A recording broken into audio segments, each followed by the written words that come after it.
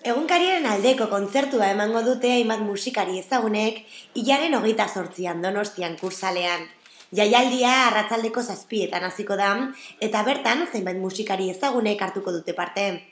Euskarazko kazetaren epaiketaren aurka egiteko eta auzipetuei elkartasuna adierazteko, baita ekonomikoki laguntzeko ere. Gaur goizean aurkeztu dute emanaldia Donostian Bilitz liburu dendan. Anari, Añedu Aldetaniko Etxar, Mikel Urdangarin eta Josu Zabala, Kenzazpi, Gorka Urbizu, Korri Taldeak, Pantxo eta Pello, Erramu Martigorena eta Michel Beraxagarrek, Txomin Artola eta Maia Zubiriak, Rafa Ruedak, Urtok eta bestelako batzuk ere izango dira ekitaldia. Aurkezpenean, Peio Hospital kantaria izan da, Joan Mari Torraldai, Iñaki Uria eta Martzelo Otamendi egunkariako auzipetuekin batera. Denak egunkaria sentitzen gara.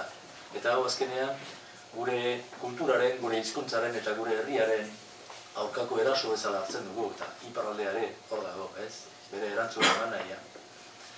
Eta halaxe, ez? Gu sustengua agertzera, babesa agertzera etorriko gara, eta hainbestetan kantatu izan dugun, abertzale izan ezkero gaur, gauden denok nahi, txuratzen dugun edo beste molde batean ere komeniko litzake behar bada, ez? Hau, beste hauzi bada, baina elkartasun hori adieraztera etorriko gara, besterik ez.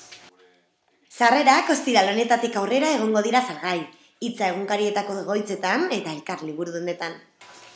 Sarrera aldetik ere esan babes laguntza izango dela, gure aldeko laguntza izango dela bertan kobratuko dela. Orduan,